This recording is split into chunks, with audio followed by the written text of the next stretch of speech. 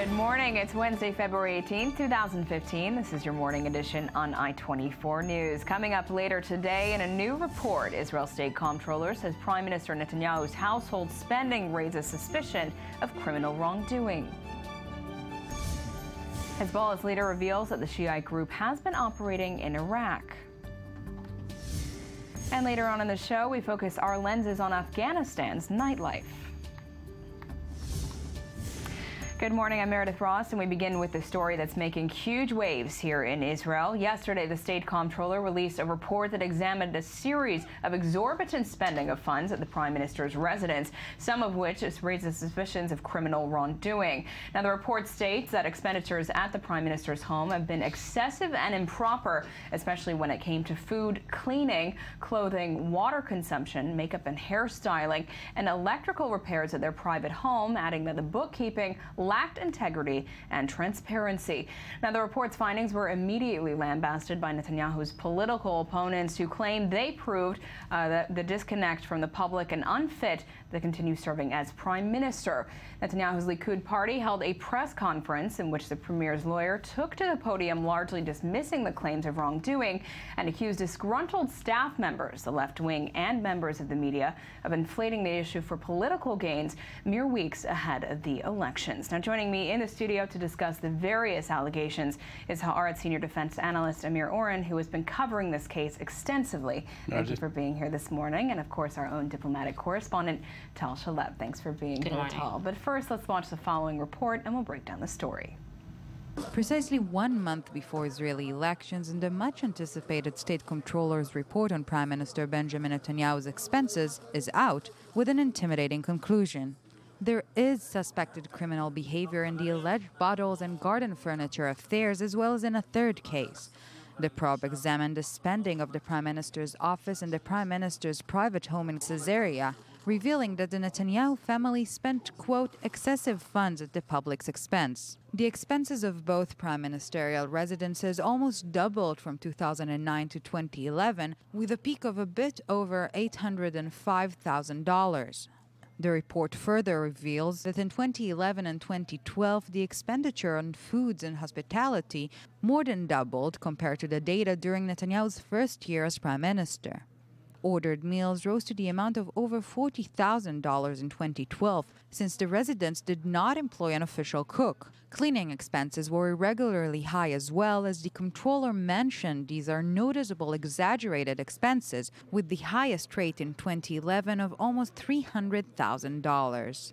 In addition, and maybe most importantly, the state comptrollers announced his suspicion of foul play regarding the bottle affair, in which Sarah Netanyahu was accused of personally taking funds received from recycling state-funded beverage bottles, and the garden furniture affair, in which the Netanyahu family was accused of purchasing new furniture for their private home that was intended for the prime minister's residence. In response, the Likud party released a statement in which it relates to serious reduction of expenses in the last 2 years, and pointing to the fact that the report does not offer any comparisons to other official residences in Israel. This creates a significant problem in effectively establishing a proper benchmark for analysis, because expenses of an official residence cannot be compared to that of a private home. So, Amir, how serious are these findings? Well, they say that beggars cannot be choosers, but it turns out that the chosen can be beggars. And it begs the imagination to see what has been going on in the official residence, and as the first or second family after the presidents, how they behaved. It is very significant legally and publicly, whether electorally. It will have an added impact, because this does not come as a total shock. Everybody has been assuming, and for the last several years knowing, that this was the usual state of affairs in the Netanyahu family. The problem is that the electorate base that Netanyahu holds onto could be ashamed of him. If there is a shame benchmark here, when people will feel within themselves that it is not honorable to vote for Netanyahu, then it might be a watershed. Tal, do you agree? Do you think this will affect the polls? Well, I think nobody at this point can know exactly what effect this will have on the Israeli electorate. I think that's a big unknown, and the Israeli media is definitely making a big brouhaha out of this, but it's not clear exactly what impact it will have on the polls, and Netanyahu himself has been preparing for this report for weeks, and in many ways I want to bring up a different proposition regarding the Israeli public. The Israeli public has been under attack with these reports, various reports, some of them rumors, some of them mere gossip, some of them have real facts, like this state comptroller report, but in the past 6 years, the Israeli public has been swamped with unflattering information about the Israeli Prime Minister's lifestyle. The big question is there a line that will be crossed in which it will start to affect his standing, or is the Israeli public fed up? Does it know how to distinguish between the rumor or between the rumors and the gossip and the real evidence? Does the Israeli public, maybe they buy Netanyahu's claims, which do have some basis in reality, that the media is on a campaign against him, that he is targeted by some media modules that are trying to overthrow his rule. So it's still yet to be seen. We still have a bit less than a month away from the elections, and at the end of the day, surprises can happen in the poll. They do happen in the polls, even though at the moment it does seem that Netanyahu is only getting stronger from any attack. Well, not stronger, perhaps, but 6 years ago, Netanyahu made a comeback 10 years after having been ousted from office, and even at that time, there were similar affairs. Apparently, the public has forgotten or forgiven Netanyahu, and also the public is comparing him to other contenders. At the end of the day, when people come to the polls, they have to choose between various candidates. So if they think that this is a flawed candidate, but nevertheless he is better or not as bad as the other guy, they may choose Netanyahu. Well, isn't there a general sense that, like him or not, Netanyahu is perceived as a true leader and as a strong leader? He is not perceived because many people in the Israeli public don't necessarily see leaders in the other parties. Well, you know, in the recent campaign, we have seen Netanyahu perform superbly in various video clips that his party has broadcast. We had an interesting conversation about this just a couple days ago. Right, and this is because he is apparently a very good and skilled actor. He is acting the role of a strong prime minister, but he is not, in fact, a strong prime minister, and the public knows the difference between the two. I defer on Amir on this. I do think that there is a thesis in the Israeli public and in the Israeli political system that Netanyahu has no alternative, that he is the only one perceived in the leader. You can see this in public opinion polls. You can see the way there is the gap between Netanyahu and his main contender, Yitzhak Herzog. Yitzhak Herzog at the moment is not perceived as an alternative as a leader. That is exactly the thing. That is a problem a month before elections, and this hasn't been improving in the fact it's only been declining in recent weeks. Yeah, and coming back to this report, I want to read a response that the Netanyahu's Likud party released after this report. It says the report does not offer any comparisons to other official residences in Israel. This creates a significant problem and is effectively establishing a proper benchmark for analysis because expenses of an official residence cannot be compared to that of a private home. Well, you know, it can be compared, and people are making the comparison to a regular household. They look at the expenses that their meager income would provide them for cleaning or other stuff. And they even, when they say, okay, it's an official residence, it has many more rooms, but nevertheless, what's happening here? Why does Sarah Netanyahu call on this electrician on weekends, on Yom Kippur? Every weekend for 3 months. Yes, but Meredith, you know, I know you're an observant, a very orthodox, observant Jew, and you wouldn't stand for this Yom Kippur. No, but rest assured, there was no Yom Kippur visit. It was only in the books, and that's what the criminal investigation will focus on. So this is this lack of transparency that they're speaking about in this report. Now, I want to say, in an effort to preemptively douse the flames of this story, the Netanyahu family, which rarely cooperates with the media, invited design guru Moshe Galamin into their home. Let's have a look at the clip. תודה על כך שאני כאן. חוויה בשבילי. שמח שפה. תוכל לראות את הבית בכל התקלפותו. האמת שכן, זה נראה קצת מתקלף, אבל אני רואה שאתם בסדר בינתיים. קצת שונה ממה שמתארים בחוץ, זה אתה תראה לבד. אגב, אתה נמצא כאן בחלל שכאן מקבלים את ראשי המדינות. באמת? ואני רוצה לספר לך סוד, השטיח שאתה רואה, כן. נקנה עבור אובמה. למה, מה היה פה לפני? מה שהיה, זה היה שטיח עם כאלה חורים גדולים. צריך קצת לרענן, את יודעת, לא היה מזיק פה רענון קל. זה החדר היום. הנה החדר.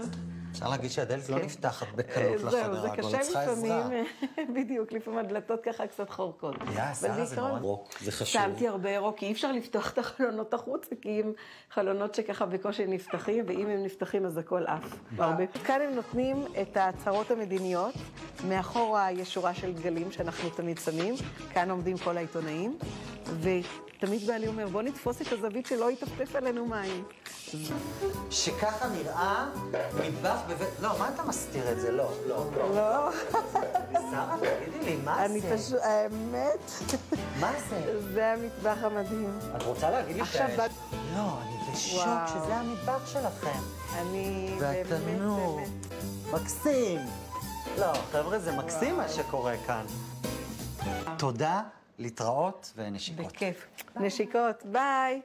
וואו, תיזהר מהדלת, שהידית לא תישאר לך ביד. אוקיי, ביי. We all expected seeing this. Can you explain this? What was this? Was this a last-ditch effort to gain sympathy before this report No, this came was out? intended for Yitzhak Herzog to send an immediate cable that he withdraws, that if this is the residence that he's supposed to move in once elected as prime minister, he withdraws from the race and leaves it open for Netanyahu. Yes, of course, it was supposed to evoke sympathy for the poor couple for which the state does not provide.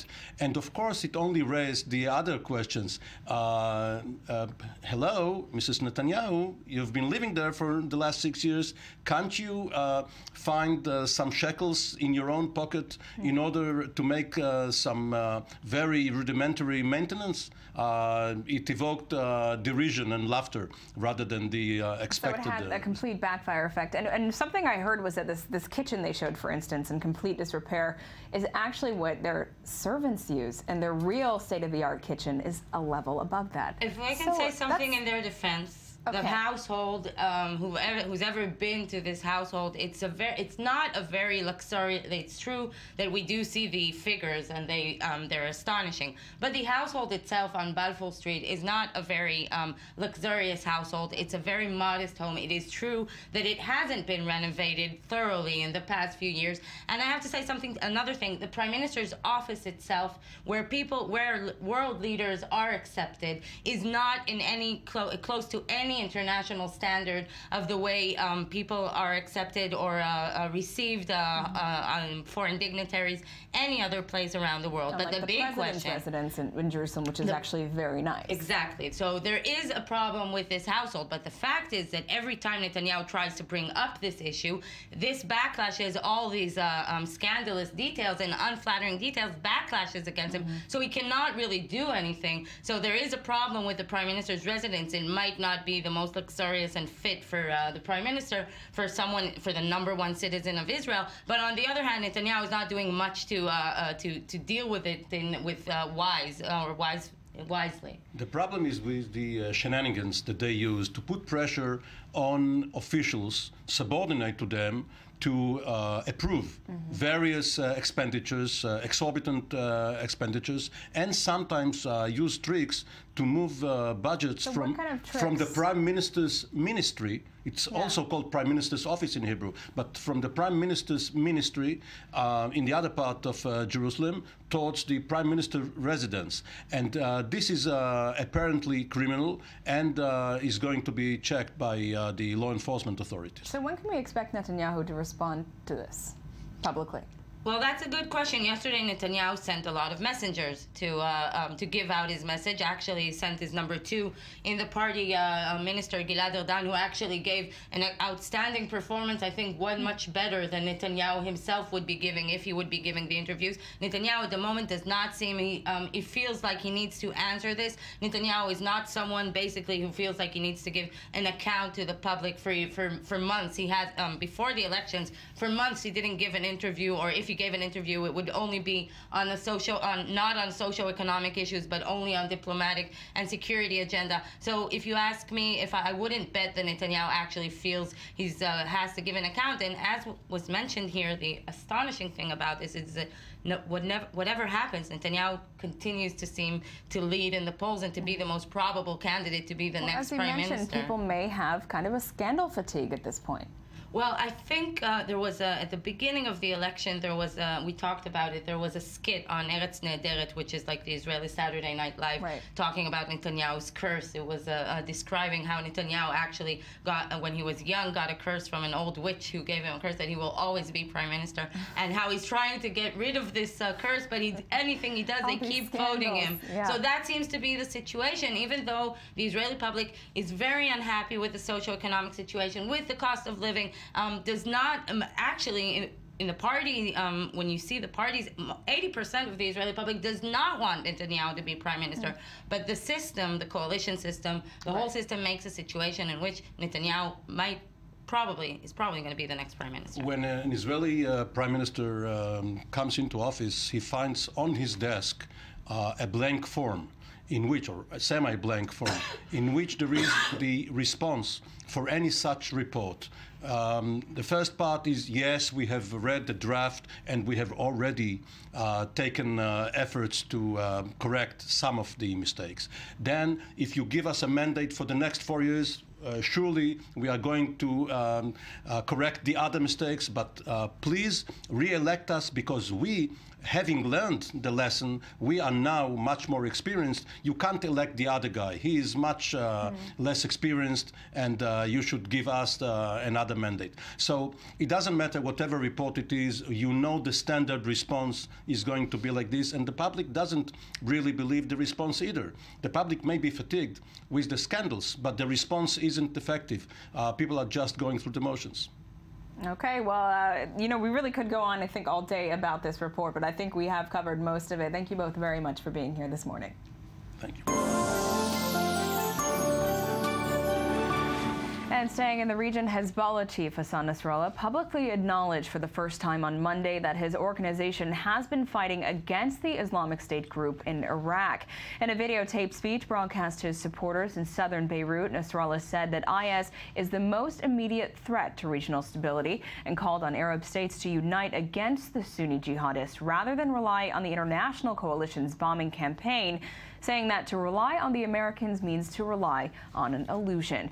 Nasrallah also claimed that IS, which has proclaimed an Islamic caliphate in large swaths of Iraq and Syria, was working on behalf of Israel and undermine Arab regimes. Now, recent reports have claimed that the Shiite terror group also took the lead role in fighting in southern Syria near the border with the Israeli Golan Heights.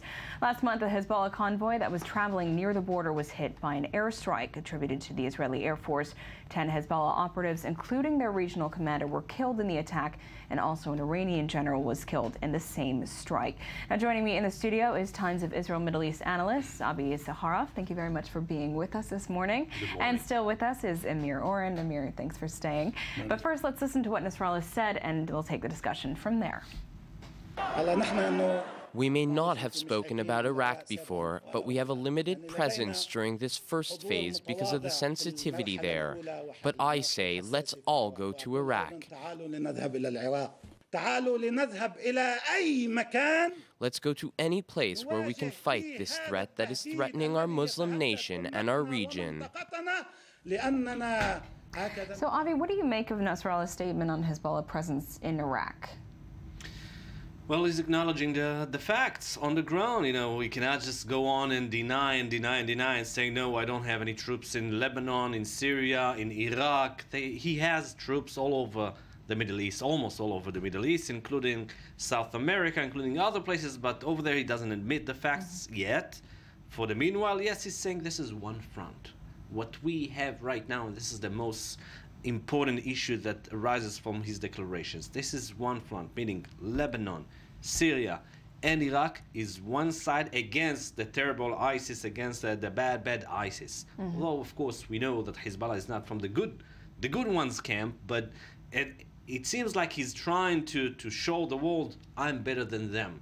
And for that reason, you need to make an effort here. I'm going to rescue to save Lebanon, Syria, and Iraq from the hands of ISIS. So this is a show of strength here. But we are also joined on the phone by Iran's Press TV reporter Hamid Awidat from the Israeli-Syrian border. Thank you for being with us this morning. Good morning. So we want to know, what's the latest on the Syrian front as far as Hezbollah is concerned? Excuse me, I didn't hear you. What's the latest on the Syrian front as far as Hezbollah is concerned? We heard that they're operative in Iraq right now, but what's the situation now in Syria? So what happened last few days between Hezbollah and the Jaffa Port fighters here in the area? What I know in the Golan Heights, that they succeed, to have or to reoccupy some locations or bases that have been occupied from the Syrian army by the Jaffa Port fighters. And what I saw, and how we are just following some sources from the other side, they have a goal now to arrive to the Quneitra checkpoint, just a few meters far away from the Israeli checkpoint, and then to control this area by Hezbollah and the Iranians, and for sure supporting by the Syrian government. So how soon could we perhaps see a flare-up on the Quneitra border? They have now, the fight now is different, the weapons that they are using and the maps. Also the general that he is managing the fight here in the area. We are talking about the big general of the Iranian army, Soleimani. He is a general here, and who controls in the field the fights with the Jabhat al-Nusra. And what Hezbollah is doing here, Hezbollah have a lot of volunteers the last few months, especially from the Syrians that they are living in the area here. They are soldiers that became volunteers, they are supporting him and they are fighting him. I don't think that because they are believed in his belief, but because they need someone to help them to just protect their villages and their people, especially from ISIS, that they are moving around here in the area where the Daraa borders, that it's connected to the Jordanian border. I see. Well, Hamid Awidat joining us from the Golan Heights. Thank you very much for your comments this morning. There are three interconnecting levels of fighting here. The tactical one is the one you talked about right now regarding the Golan borderline and whatever happens on the eastern side of it, between the various groups, Jabhat al-Nusra and Hezbollah and the others. Operationally, the fight is on the Assad regime's survival, and this is where Hezbollah and Iran, of course, are mobilized to help Assad stay in power against all enemies, including the Islamic State.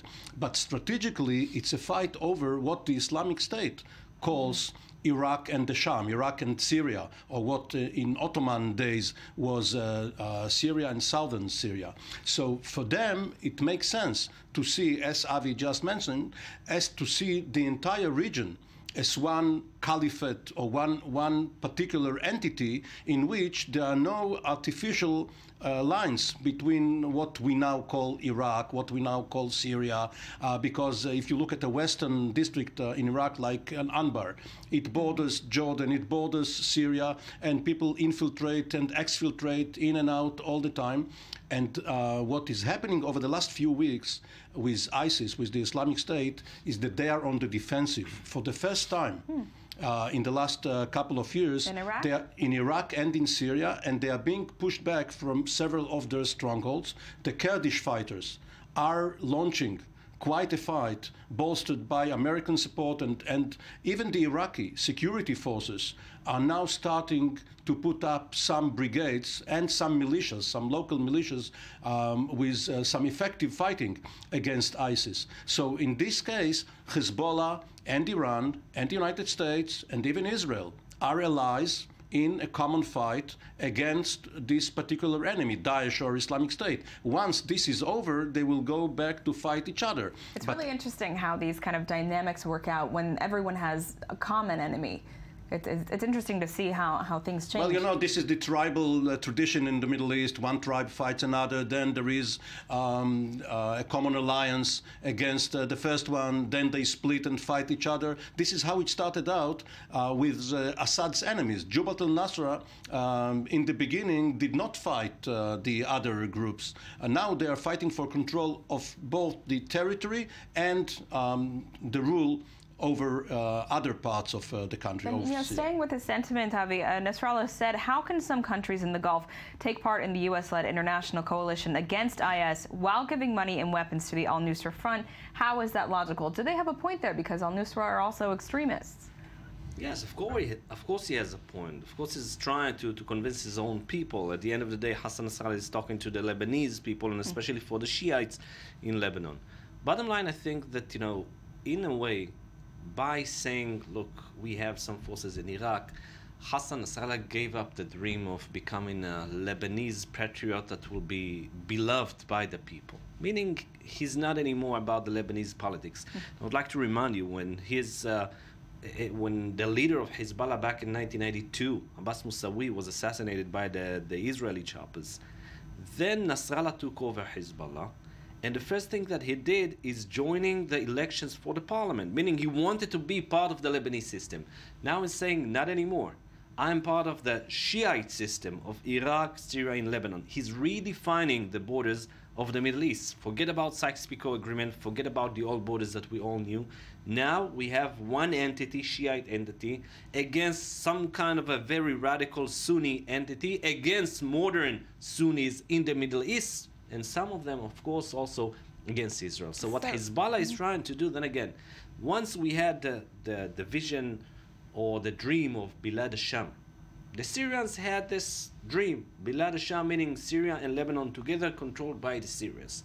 Now it works the other way, meaning Bilad al-Sham is going to be about Hezbollah control over some parts of Syria, and then the other deserted parts of Syria will be left for the opposition. You know, it's complicated enough by speaking about the elements as we have over the last few minutes, but you must bring in two additional factors. One is Turkey and one is Russia.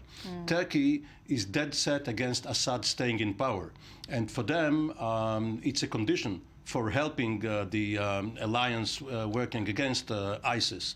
Russia, on the other hand, is dead set against toppling Assad, and for them, Assad is part of the solution to the Syrian problem. So even more players involved here than meets the eye. Well, Amir Oren and Avi Sakharov, thank you very much for being with us this morning for this discussion. And coming up next, the death toll from Boko Haram clashes and bombings continue to rise. But first, let's hear some more of this morning's headlines.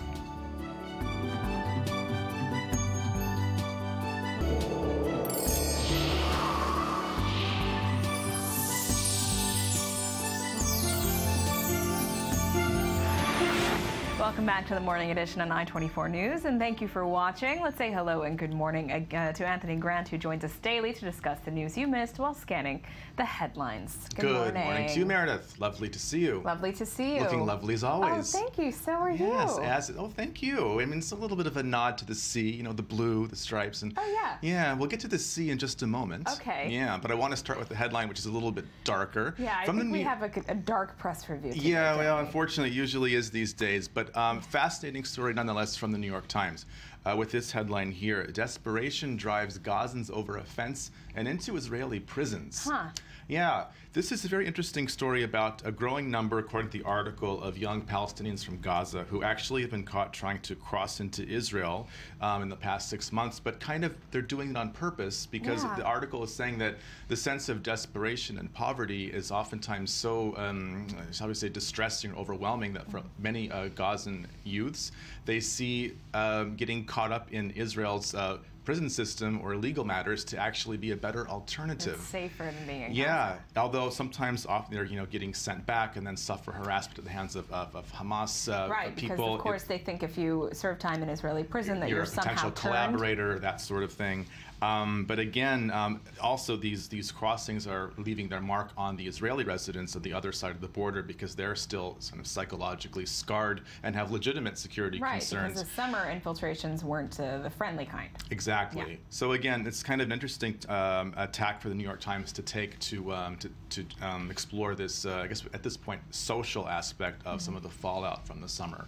And again, a very interesting read and something that's basically an ongoing kind of off-the-radar story. Yes. It's interesting to follow. Also, I mentioned the sea. A very interesting discovery was made very recently of ancient coins. I'm not sure if it was yesterday, but let's just say very recent. Hundreds of them, kind of discovered by accident by a diving group off the coast of Caesarea, which is not too far from the Jaffa Port, and apparently priceless. We're talking not just because of the gold, but because of the historical. I mean, that's about, what, a 40-minute drive from where we're sitting right now? Something like that when there's no traffic. Yes. But amazing stuff, and it's something that is like, like a pirate discovery. Who knows? That's what it reminds me of. It's a real treasure trove, isn't it? Really. It's almost fascinating. So what were they discovered in? Was it in something? Apparently it was just kind of littering part of the seabed, and it was in relatively shallow water. So, wow. I mean, considering the storm lately that we've been having. Maybe the storm kicked it up. Who knows? Yeah, who knows? Who knows where it came from? That's really interesting. Yeah, we tend to forget just how much history is encapsulated in the Mediterranean, but stories like that remind us. Very cool. On a somber note, the LA Times has a couple of interesting stories. One, this headline here, which is that beheadings may pull west back to Libya. Okay, so we know that the brutal murder of the 21 Egyptians has added murkiness to the region in terms of Egyptian reprisals. But the article here is saying that, maybe NATO and the United States are going to turn their attention, or may have to, in some form or another, based on the sort of escalation there of the ramped up terrorist attacks. And that's going to raise all sorts of political questions in Washington. Yes, of course. And Egypt's foreign minister is there now trying to drum up support, one might say, for that kind of support that they want. Speaking of ISIS, again, Sharq al-Assad says that ISIS's Syrian haven is safe from U.S. bombs for now. Bit of a cryptic story, but interesting to note that the article is saying that, according to their sources, that the U.S. is deciding not to strike targets in ISIS's heartland in the Syrian province of Raqqa, at least for now, for reasons that are not altogether clear.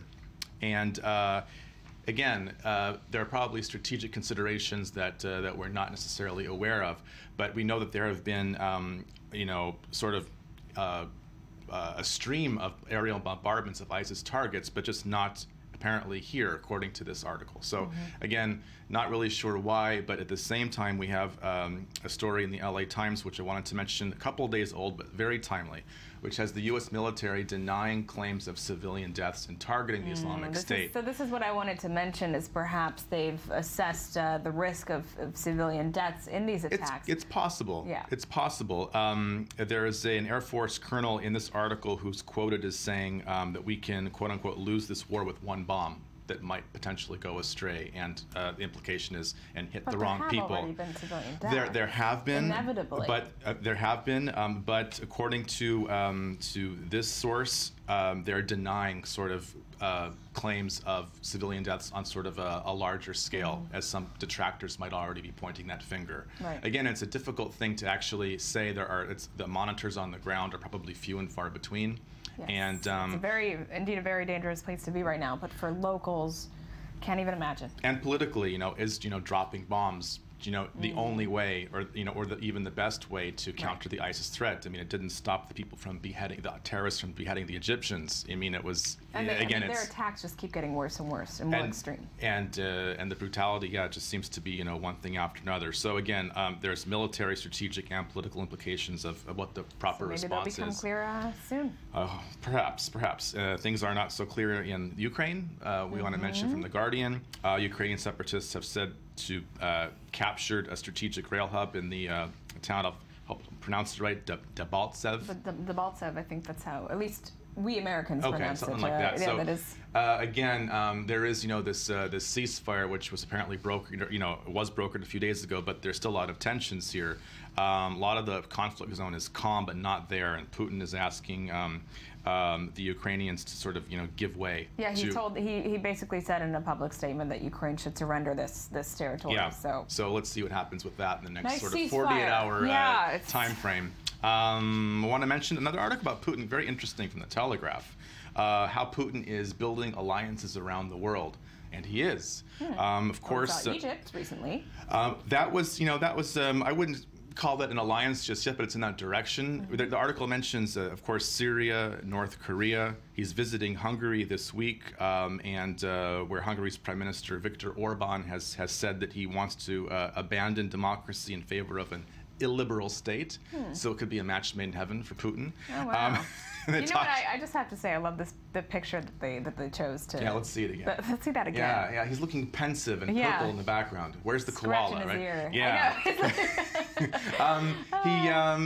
Interesting. It talks about Venezuela, a major buyer of Russian weapons, and Venezuela's recognized some breakaway pro-Russian territories like Abkhazia and South Ossetia. So basically, alliances that the West wouldn't be very happy with. And a troubling one too, actually mentioning Greece. Apparently, the new left-of-center Prime Minister Alexis Tsipras of Greece has spoken against leaving further sanctions on Russia. And of course, Russian investment in Greece is something that maybe he could be courting. Okay. So there's alliances that could be forged. There's sort of a possible. There could be conversations. Alliance there. Interesting. There's always commercial and sort of strategic overlap on many fronts, so to speak. So it's very intriguing, and of course, Putin is an intriguing personality to say the least. Well, we will end with Putin and that lovely picture in the Telegraph. Well, Tony Grant, thank you very much for the press review. Thank you.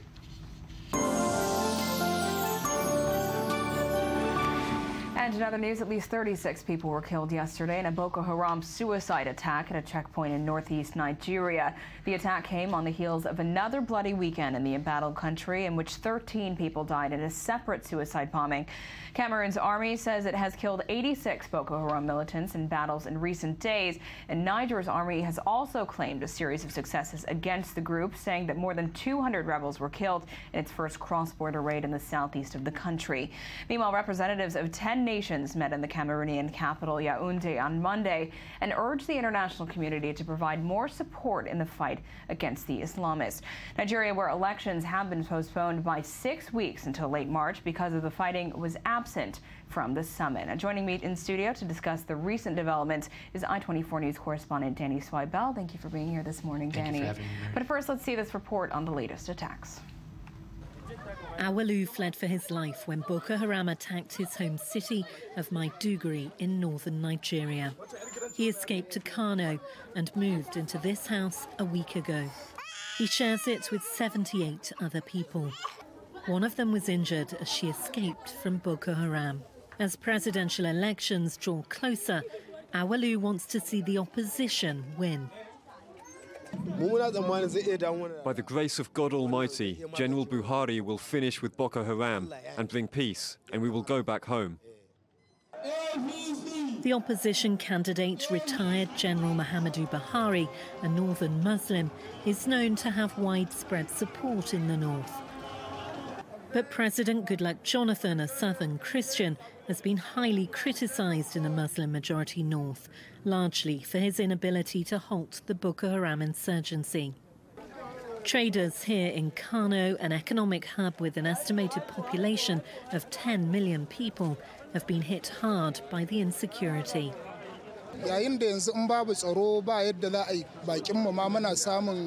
I hope the election will be fine, but my business and my trade can't be good without security. The security is the priority. We hope the government will provide security, and this is really what I expect from the election.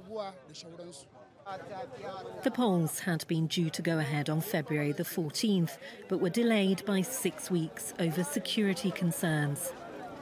The military said it couldn't guarantee voters' safety across Nigeria because it is too busy fighting Boko Haram in the north. The Islamists have attacked Kano repeatedly, but people here say that despite the danger, they will vote. We believe that, of course, there's that fear, there's that threat of violence. Everybody knows it, not only in Kano, but almost everywhere in the north. But I believe people are going to come out, even if they see the violence, but they'll come out in order to get the change, because people are really in need of that change. The 6-year insurgency has killed at least 13,000 people and more than 1 million left homeless. and is now spilling across the border into Niger, Cameroon and Chad. The race for president is predicted to be one of Nigeria's closest yet. A major regional offensive is now underway in the north, but for people in Kano, these elections remain crucial to their future. And we're also joined now on the phone from Abuja by freelance reporter Daniel Osunde. Thank you very much for joining us. Thank you much. Good morning. Good morning. So Daniel, as we saw in this report, there are certainly many people who hope the opposition win the elections. Is this a widespread feeling amongst Nigerians? I don't think it's widespread among Nigerians because the last survey that was taken, it actually showed that both of the contestants are running neck and neck. I don't know. This is, well, it's just a tiny part of the population. Most people, even in the north, actually think that they would, well, that Goodluck Jonathan is going to do well for them. But I don't really know if that's the... Or maybe this is more like sentiment in the north of the country. Yeah, it's more or less, well, like sentiment. Also, if you would recall, Buhari was a former military head of state. Right. And when he was, when he was in power, he had a lot of people complaining about him. That, well, he had a good record of being non-corrupt, trying to wipe out corruption from Nigeria at that time. But also, his military government was known for its brutality to people, how people would be made to do frog jump on the street if civil servant workers go to work late and things like that. Well, to actually say that it's Buhari is going to win, I think it's a close call for now because you cannot really know who is going to win. Even though the threat of Boko Haram is so severe in the north, I would still think that there is something very close to call right now. Yeah, of course, and absolutely. The public just wants security at this point. Well, Daniel Osunde, thank you very much for joining us this morning. That is all the time we have. Thank you. Yeah. And coming back into studio to our correspondent, Danny. So tell us about this attack yesterday. Their tactics, Boko Haram, seem to be getting just more and more brutal. Well, over the course of the last 5 years, they have killed about 10,000 people. And this is the tricky thing about containing Boko Haram, is that they do these surprise raids. So they will show up in a bus at a military checkpoint, and they will just start opening fire. Or perhaps they will load somebody up, perhaps a child or a woman with a suicide belt, and blow up these checkpoints. Yeah, this is the most, at least to me, this is the most disturbing aspect of their attacks, is just using victims as suicide bombers, as Absolutely. pawns. It's pawns, and these people, they give their lives, and the military has been unable to stop these attacks. And it's, as we saw in the last report, it's made the Nigerian people very concerned about just going about their lives and living their lives. There's no sense of security. But you know, before we finish, we are running short on time here. Unfortunately, the leader of Boko Haram made a very long statement yesterday. Can you elaborate on what he said? Abu Bakr Shekau is trying to disrupt the elections. That was the most important thing. He gives no legitimacy to any semblance of democracy. That's considered blasphemy. And he questioned the legitimacy of the Chad and Niger leaders now trying to step into the fray, and also the Cameroonian leaders stepping in and trying to contain them, saying that no matter how many soldiers they should commit to this, which, you know, they're saying maybe as many as 9,000, that's going to not be enough to stop the advances of Boko Haram.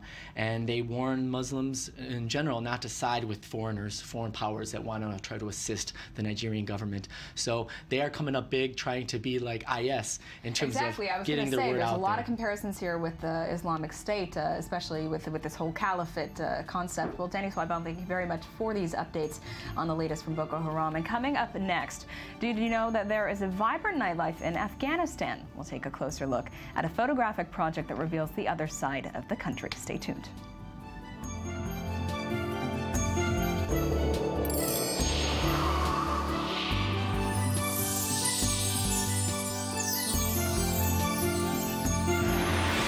Welcome back. It's still Wednesday, February 18, 2015. This is still the morning edition, and I am still Meredith Ross. Thank you for staying with us. Now, when you think about Afghanistan, you're probably not thinking about nightlife, clubs, or music, nor about successful women. Photojournalist Anna Loshkin went there and came back with the opposite photographed evidence. We're very happy to be joined in studio by Anna. Good morning. Hi, thank you for having me. So, you know, why Afghanistan? What drew you to the country, and especially the women's issues there? Well, I'm from, I was born and grew up in the former Soviet Union in Ukraine, and that part of the world was always in our view. You know, we grew up hearing about it, especially about the war in Afghanistan that started in 1979. And after I started doing photography, at some point I was very interested to see if the situation really was how people described it. And at the same time, reading so much about the oppression of women under the Taliban, I wanted to see how the situation changed for women. And so how did you find that it changed? Because women still do suffer a lot of issues there. I would never say Afghanistan is an easy place to be a woman, but the people that I met and that I interviewed and that I photographed, really, their stories are amazing.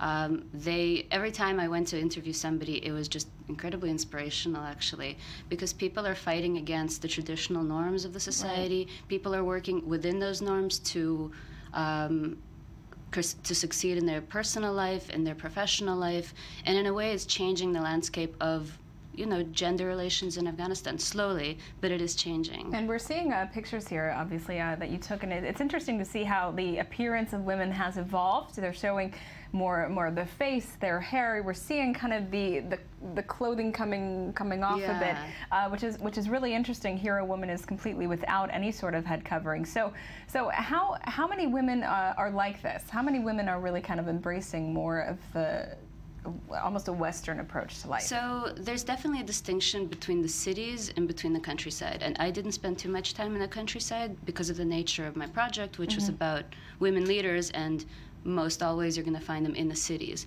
Kabul is the capital, so it's a little bit different than the other smaller cities, but people are, it was never very popular in Afghanistan to have like a full kind of hijab like you have in a lot of Muslim countries. It was always a very loose sort of head covering, and people are, especially the young people, are very fashionable. They wear like tight jeans, it's just like, it's a more modest approach. Maybe they would wear a dress over those tight jeans. People wear kind of heels. Like what we see from Iran, from Tehran. Yeah, sort of, up and coming. I mean, it's not a law that you have to wear a headscarf, but it's culturally appropriate. And we understand that there's still, the Taliban still is felt in the area. For sure, there's definitely swaths of Afghanistan that are under Taliban control. Like, ostensibly, the government has no reach in certain parts of the country.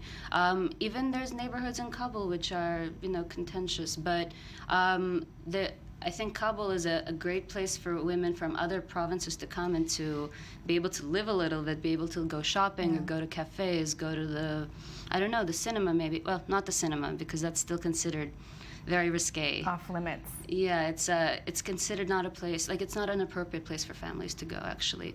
But there are definitely more and more places popping up that are geared towards families, whether it's a restaurant with like a play area and maybe some video games, or like a recreational center where people can go in the evening with their kids or the wives. So the kind of a family activities are still very much promoted, as opposed to women doing things on their own. Now, we understand you have some photographs in particular that you'd like to show and to talk about. Yeah. So let's can we have a look at let's see if we can upload some of these images here, because I'd really like to see. Okay, so these are images that you've chosen. What are about these images that you really remember? I've been to Afghanistan 3 times. Each time I spent about a month and a half there. And the more time I spent there, the more I saw that, like the women aside, which I think is just an amazing thing that these women are going outside the tradition of their society, I saw that there are a lot of people who had extra money who were trying to, have fun in the city. And all these places started to open up to kind of allow them to, let loose and live a little bit. So, for example, there's a bowling alley, and these places are. I saw those images. I mean, it looked like anywhere. It could be here in Tel Aviv. It could be in California. I mean, except for like maybe more conservative dress, and the fact that you don't see that many women by themselves. And also the women that I photographed for the Women Leaders Project, I explained the project to all of them. I talked to them about it. They were okay with being photographed. But in general, if you're going, into a place and asking to photograph women, they're going to be very hesitant to allow it, because it might come back to their families and they might be like chastised because of it. It might anger somebody in their family. They feel like it's their privacy being invaded. But also a lot of these places that are open in the evening, they're really geared more towards men. Yeah, so let's talk about kind of the nightlife that's really upcoming in Kabul. So you said that these places are like clubs, places to go see music. It's men only? It depends, but a lot of times it's men only. Like single women by themselves probably would not go to these places. Maybe they would go with their families, with their husbands, or maybe you might have a group of girlfriends, but that's more rare. But for example, the first photograph that you showed of the paintball, there are groups of girls that go and they play paintball and they wear those fatigues and yeah, but that's more of an afternoon pastime, you know, and because it's especially that one. There's a number of paintball places in Kabul. Because that one is outside. It's really more for the afternoon. So it's more accepted to kind of do things, do activities during the day. Yeah, in the evening time, there's no curfew or anything, but people feel like the city is not so safe in the evening time. Yeah. And I mean, when you went to these places, to these kind of men-only clubs and bowling alleys, how did you feel as a woman there taking photographs? Well, how were you received? I was received very warmly, and for a lot of the men, they were very curious to talk to me. They were so interested to just exchange a few words with a woman who wasn't part of their family, who wasn't, you know, in any way related to them. Because for a lot of them, they don't have many opportunities to talk to members of the opposite sex outside of their families. For some of them who go to universities, of course, they share, you know, class space with women, or who work in maybe bigger organizations like the phone company or something. They have women colleagues. But if a lot of these guys, if they work in an office or if they work in a smaller business, they don't really get to converse with women in their daily lives. So they really welcomed you. They really found it an interesting experience to encounter you. Now you have a new project that you're working on. Can you expand on that? The projects here in Israel, or yeah. Well, I'm about to start a project. There's one project that I'd like to do, which relates to the aliyah that came from the Arab world, and kind of how. When they came, say in the 50s, what kind of things that they were looking to bring with them, what kind of things they ultimately brought, and how those things play into their lives right now. So I'm about to start on that project. Well, it sounds very interesting. We'd love to see that. We'd love to have you back, certainly, to discuss that when it's finished. Well, thank you very much, Anna, for being here this morning. Thank you for having me. And joining us again in studio for the web review is Anthony Grant. Tony, good morning again. Hello again. What do you have for us? Well, speaking of women, powerful women, Sarah Palin. Okay. Completely different. Yeah, but you know, I don't know, completely, but you know, woman, powerful. Would look great in anything, some people would say. But she got the cold shoulder apparently from Taylor Swift, as evidenced by that photo. Okay, yes. I think sometimes the photos can be taken out of context. Yeah, this we one, do have a photojournalist sitting here. Look, Taylor could have just yawned or something. I think that is more than a yawn. I think it's a sort of a semi-disdainful gaze in the opposite direction. Of course, Taylor famously said that she'd like to have anybody at her table. You know, she's a very nice public persona. Really is but Sarah Palin's pretty divisive, polarizing figure. This was the Saturday Night Live 40th anniversary due. So again, a little bit of tension there. Yeah, well, looked like they were rubbing shoulders too. So yeah, a little close for comfort. A little bit close for comfort. I'm not looking too happy, but guess who is looking happy? Who? Pharrell Williams. Yeah, he's got a new book deal. Really? For kids' books, based on the tune "Happy." Okay. Yeah, look at that. It's hey, why not? You know, that was an incredibly successful song. 4 why picture not turn books. it into an enterprise? Exactly. It's gonna, at least one of these 4 books is gonna feature actually photographs of kids from around the world celebrating what it means for them to be happy, with an initial print run of 250,000, which is huge. That's huge. That's a huge print run for any kind of book. I think they know it will be massively It's going to be a big hit, and coming out in the fall. But again, really interesting how one pop song, you know, has that kind of trickle-down influence. Yeah. And you know, to get kids to read or look at pictures or both is something that I think it's one of those the songs of the decade. I think really. So. Yeah, it is.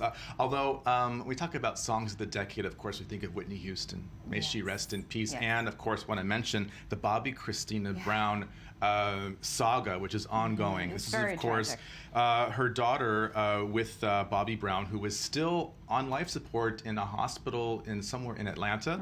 And according to this story here, her lover or boyfriend, we're not really sure which, Nick Gordon, has actually got her name inked on his arm as a show of support, but Bobby Brown will not let him in to visit with her. It's a very strange. It's a very strange story. I mean, what could happen? He just wants to see his girlfriend. Show a little bit of support, but we know that was a very rocky relationship between Whitney and Bobby Brown. So again, history repeats itself. It sounds like a mini-series in the making. Yeah, well, but it's really sad. It doesn't look like too good. The odds for her medically, I mean, she's apparently stable, but again, not looking too great at the moment. So a lot of interest in that. This wedding invitation kind of went viral because of its unusual content. I don't know if you've heard about this. They say you're getting married and you don't want to invite your parents because they were really mean to you for your whole life. So what do you do when they insist on getting invited? You basically craft an invitation, which...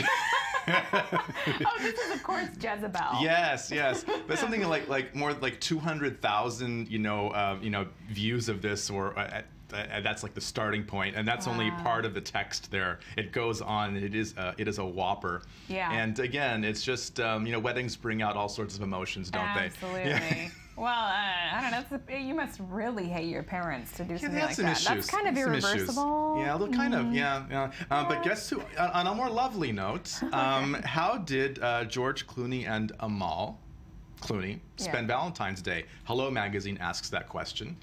Yeah. I would guess Lake Como. Actually, they had sushi in Studio City, California. Yeah, they went. I guess they are a normal couple. I mean, it's really weird, and you would think that they would, jet off to, I don't know, Saint-Tropez or something, but no. I mean, she took a break from her busy caseload, being an attorney, and they went to hotspot Anisobu in Studio City and just had some fish. I actually like that. Yeah, kind of down to earth, so good stuff. It's like celebrities; they're like us. Exactly, they have to eat too. Go for sushi. Yeah, but what has Amber Rose been eating? Oh. Okay. Amber Rose is in one of the meanest tweet slams with the Kardashians on record. I don't really know. We talked about where this could be coming from psychologically, but she has basically said publicly, what are you doing saying anything at all, seeing as how your father is a professional football player that got away with murder? She is basically pointing the finger at Khloe Kardashian saying, guess what, your dad's O.J. Simpson. Well, and she knows that that's a sensitive issue because Khloe feels that she doesn't look like her siblings. I know a lot about the Kardashians. And there could be reasons for that. and there have been DNA test rumors and stuff like that. She knows that this is a sensitive issue. And she just goes right for it. Unbelievable. Yeah, I mean, just for those... Amber Rose, cool it. Stop what you're doing right now, because this is not good PR. Again, it's keeping her in the headlines, and it just brings up all the O.J. Simpson stuff because, of course, Kris Jenner was a friend of O.J. Simpson, and Khloe's real, shall we say, father, Robert Kardashian, was O.J.'s attorney. So I mean, it's really like dredging up all of the sort of Los Angeles, bitterness. Yeah. But again, we're not really sure why. And are they going to be working this into Keeping Up with the Kardashians on the show? That would be really interesting. You know what? I don't think so, because I don't think they want to give her the time of day. They don't want to give her that publicity. Yeah, you're right. You're right. Any press is good press. Yeah, especially for Amber Rose at this moment in her career, I think one could say. So, Jerry Adams back in the news. Yeah, Sinn Féin. He says that he likes to jump on his trampoline in the buff with his dog. Now, I'm not sure why. I kind of understand that. I mean, I don't know about this. I mean, say what you will about the man's politics, but the dog, I don't know if that's safe for the dog. It's not. It's not. No. Anyway, he's keeping things interesting in Ireland. Yeah. In the meantime, in the Thrillist. I just can't get that image out of my mind. I think I don't want the image. What kind of dog? Because that kind of changes the image. An Irish setter? Okay, probably. No, I don't know, but hopefully not a pug. Thrillist ranks the top presidential presidents by their level of partying. Yeah, very interesting stuff. And guess who's number? Oh, that's awesome. Yeah, number one, James Buchanan. Yeah, apparently he used to complain that champagne bottles were too small. So this was like... Is that why they invented those massive ones that no one ever uses and just puts on display? Yeah, I think Buchanan was into those. Okay. So I will now coin that at Buchanan. Okay, well, unfortunately, we have run out of time, but interesting stuff. Tony, thank you for this. And coming up next, we take a look at sports, art, and business in the Ivory Coast. But first, let's hear some more of this morning's headlines.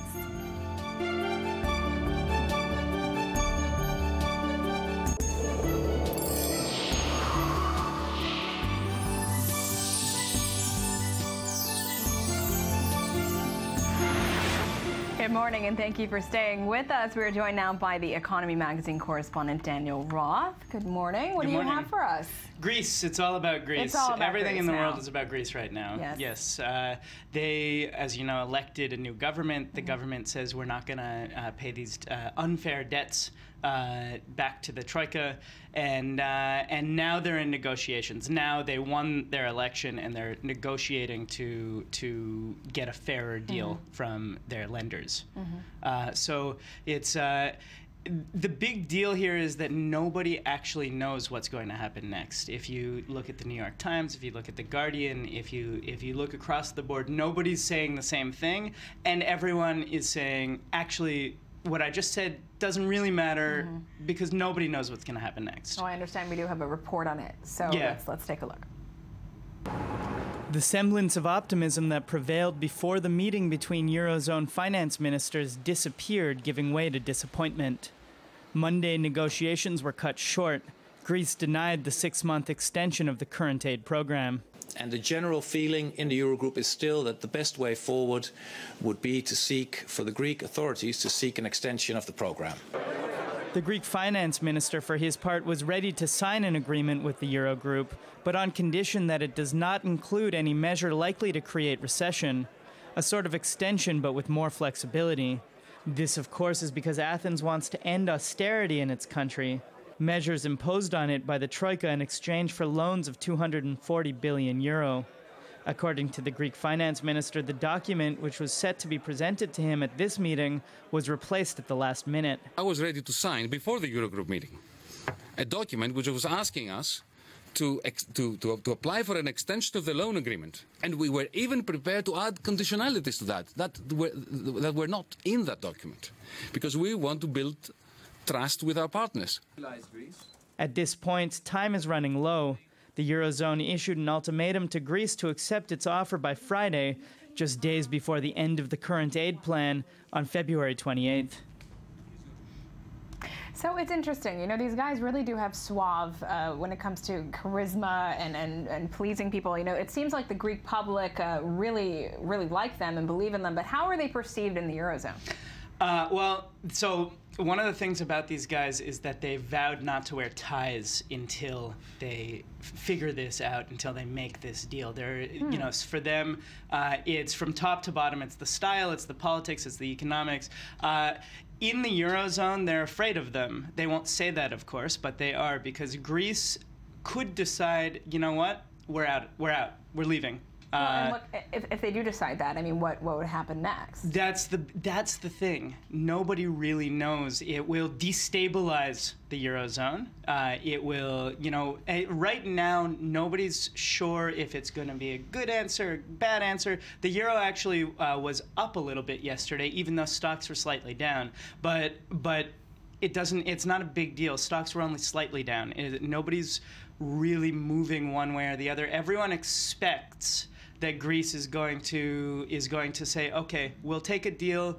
It'll be, you know, we need something to save face, make it a little easier on us, turn down the austerity heater a little bit on us, but everyone's expecting that nothing will change. The big surprise could be that everything will change, that the Eurozone will see its first steps in crumbling in these days here, in these negotiations here. And you know, Germany is still very steadfast in its stance against Greece, but countries like France are starting to warm up to them, aren't they? Yeah, well, so it's interesting because it's people tend to think of it as a north-south thing, but actually Portugal, who also took about 75 or 78 billion euros in loans, says, you know what, Greece, you got to buckle up. You got to put the austerity measures on your people, deal with the high unemployment, deal with the high taxes. But you know, a country like France, which would in this axis kind of seem as if they'd be sitting on Germany's side, not so much. The big deal here with the euro is that we're starting to see the cracks that have always existed. The zone was never really made as a true federation. It was sort of a halfway measure for putting parts of Europe together, and you can see that those cracks are very real when you see that in the United States, for example, there's a transfer from rich states to poor states to help even everything out. Resources are shared between the people in the Union, between these states and the Union. In the Eurozone, that's not true. You see what can only be really described as predatory lending on the part of countries like Germany to countries like Greece. Yeah, and I mean, obviously we're seeing that playing out right now with them, neither one wanting to kind of back down from the other. But, you know, earlier in the show it was mentioned that Russian President Vladimir Putin is kind of starting to perhaps cozy up to the Greeks, perhaps lend investments their way. Do you know much about this? Not a lot, and there's not, you know, it's not the center of the story yet, but it could be. I think that, you know, what we know of Putin is that he's looking for pieces of the European Union who he can say, hey, why don't you come over to my side? You know, we've got oil, we've got deals with China and Iran, we've got a whole thing going on here. Why don't you join us? This Eurozone thing, it's not really working out for you. And the truth is, for Greece, I don't know that Russia's the answer, but the kinds of austerity measures, the quarter of people out of work, that's also not working for them. Interesting. Well, thank you very much for this segment, Daniel Roth. Thanks. And we're also joined in studio by the Focus magazine correspondent Daniel Ziri. Thank you for being here. So what's on your show tonight? A lot of the focus is Ivory Coast. Correct. We decided to focus on Ivory Coast this week because the national team, which they also call the Elephants, won the African Cup of Nations just last week, and it was the opportunity for us to kind of talk a little bit about this country and what makes it special, what makes Ivory Coast Ivory Coast. And of course, we had to start by talking about this historic win because they waited for 23 years to get. Yeah, it was quite a long time. Yes, and, last time it's they something won that was this country really needed. Absolutely, isn't it? absolutely. Last time they won was in 1992, so they waited 20-something years to get this trophy, and they really waited for it. They really needed it, especially that there was a political military crisis in the country for about 10 years, ended around 2011. So they really needed that, and we talked to the editor-in-chief of sports at the local television there, who told us about how this is not just an achievement in terms of sports, but like you said, it reconciles a country that really needed it. Let's watch it. Let's see what he has to say. So this year, it was the 21st time that the national team was participating in the Cup, with now a second win on February 8th. At a time where we had a divide between northern Ivory Coast and southern Ivory Coast, football is what managed to open the communication channels. After this victory, Ivorians went to the streets. Apparently, there's more into this win than just the title, because the government gave each member of the squad a house worth $52,000 and the same amount in cash. Oh yes, but it's a very symbolic thing. You see, this victory really brought back people's happiness. Some people had waited a long time to celebrate this. So of course they won something from this cup, but for the people, there is a sense of pride. It made people proud of belonging to this country, and that is not something you can put a price on. Also, you have to be aware that these cash prizes are only symbolic. When you look at the gigantic salaries of some international players like Yaya Toure, so you could just see, the sense of just being overjoyed. Absolutely. It was a big party there. Like we said, people really needed it, and they felt really proud. I mean, from what Ricardo Zama told us in the rest of the item, they felt really proud to belong to this nation. Some people went to the airport hours before the players came to greet them, to say thank you, to just, put blast music on and just celebrate. And yeah, I mean, we saw images from their homecoming at the airport, and even the president, went around with them for their victory parade. Absolutely. So. Actually, they made the next day a bank holiday, so nobody went to work, and everybody just celebrated in the streets, and it looked quite wonderful to be there at that time. It is nice to see this sort of thing happening for a country that has gone through such turmoil. Absolutely, and I think it comes in at a time where they're trying to forget about this political crisis that went on. They're economically doing quite well well in the recovery process. And so this kind of reinforced all that feeling. And speaking about the economy in Ivory Coast, it had suffered a major blow with the 10-year crisis, and slowly it is recovering from that, slowly and actually quite surely, because they are doing a great job at picking the pieces up. Well, I think as we mentioned before, Greece could maybe learn some lessons from this. Maybe, but their exportations, for example, the export rate has gone up for 70%. Wow. So it's something that you don't see quite often. So they are really making efforts for that. And we spoke to someone who is in the telecommunication business in Ivory Coast, who told us about this specific field and internet access, mobile, all these things that are developing there. And there's actually quite a lot of people who are using these technologies in Ivory Coast. And he told us a little bit about how it affects their life. So I suggest we watch a little piece of that. Okay. And how bringing these technologies affects the everyday life of local people? It's totally, I think that all the life of the daily life here been changed. It starts from the family level, the communication in between isolated area, cities inside the country, which is a big country, with them family that are here in the capital. So all those relationships are completely different. In way of doing business, the communication, it's cutting those distance short. It will allow to bring education in government project to the inside country and bring all the information that is available on the internet to education or to people that are living on those villages. So it sounds like they've really mastered a turnaround here. Absolutely, they really are. And part of it is they're trying to forget what went on for 10 years. A lot of blood was shed, a lot of, disturbance for their country. And don't forget that Ivory Coast, before the crisis, used to have a really powerful position in Africa. It was considered the capital of West Africa. It was the place where a lot of companies, international companies and associations and all sorts of NGOs used to put their HQ there because it was the capital and the safest place. So when this whole thing happened, it affected a lot of sectors. Yeah, they pulled out of the area. But do you think people will now be coming back? The international companies? The person that you just saw talk about telecommunications said that actually a lot of countries are coming back. A lot of associations and international groups and companies are coming back to put their HQ back in Ivory Coast. It's the case for the African Bank, the bank for the whole continent that had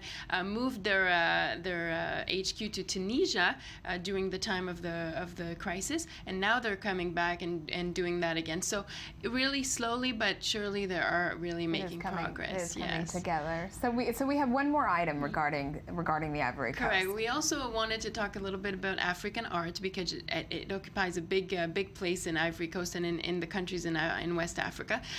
Specifically, there's a lot of wood being used in African art. We talked to the owner of a gallery who's also a contemporary artist, Ivorian artist. His name is Leon Guetta, and he owns a gallery there that does tribal art.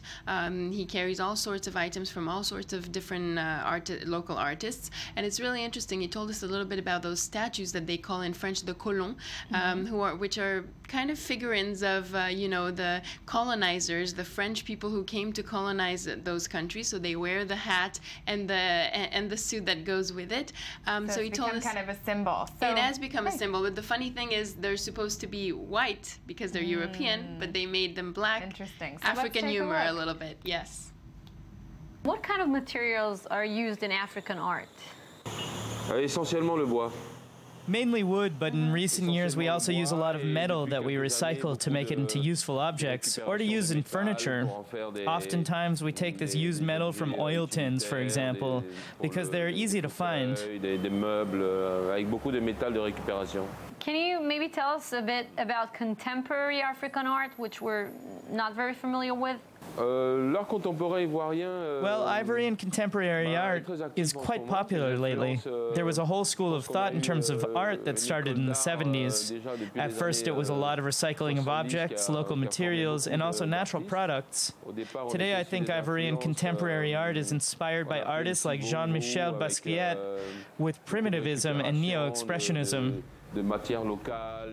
Well, really cool tribal art that we're seeing there. So I'm curious, you mentioned that there's a lot of exports coming out of the Ivory Coast. Is this art a major export? Well, actually, yes. This specific person that you've seen right now, Leon Guetta, who owns that gallery, actually exports his pieces. He makes some of the statues, the wooden statues himself, exports it to the world and sells it in different galleries. He just had an exhibition in Paris not long ago, and he even sells here in Jaffa in Israel. Way. There is a little gallery in Jaffa who sells what's their. It called?